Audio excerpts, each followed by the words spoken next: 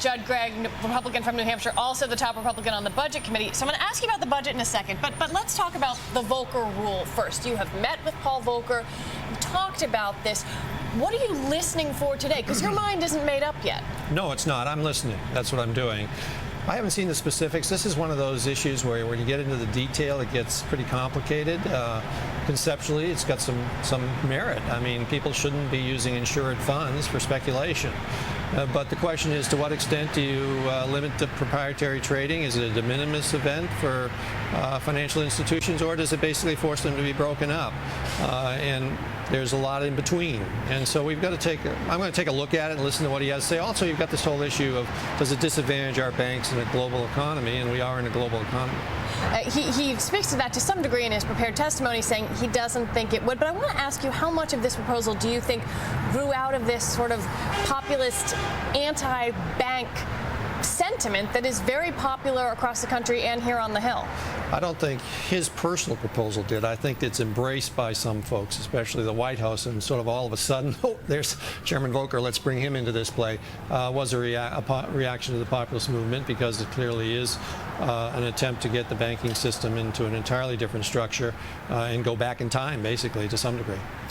Do you think that adding this proposal, even in a more fleshed out form, is going to slow down the regulatory reform train, which isn't moving all that fast anyway?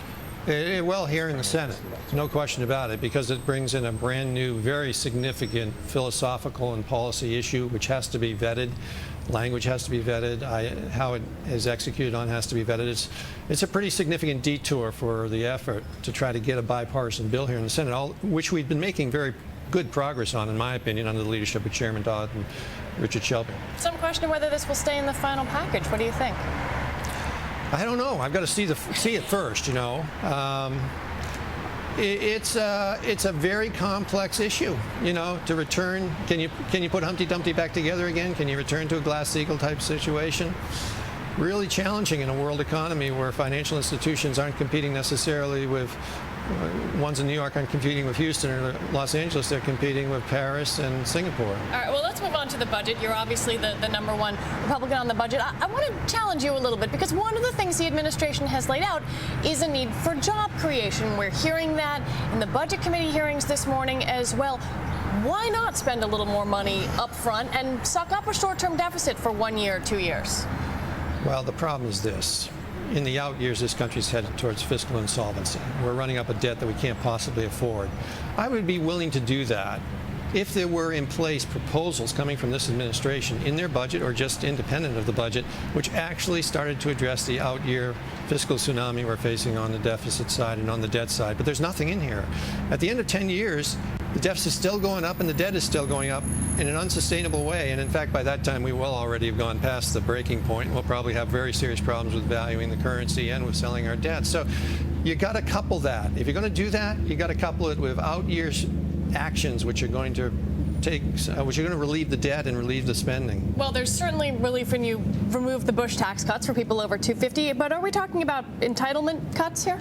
Well, my view is we've got to no longer play small ball with bunts and singles. We've got to go for the doubles, triples, and home runs. And I think there's 3 or 4 areas on the spending side of the ledger that we should address. Number 1 would be we should not spend any more TARP money. We should use it for debt reduction, and that would represent $200 to $300 billion.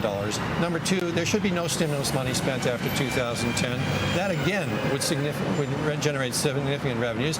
And number 3, we should look at the Medicare accounts. The Democrats passed a health care bill where they reduced Medicare spending by $500 billion. But then they took it and they increased all sorts of entitlement programs. Well, let's use it to stabilize Medicare. Well, now we're going to have to see if the White House is going to listen to you after a somewhat interesting relationship. I made those points to Mr. Ozag today, and I didn't sense that there was a lot of enthusiasm. Fair enough. All right, Senator Gregg, thank you very much.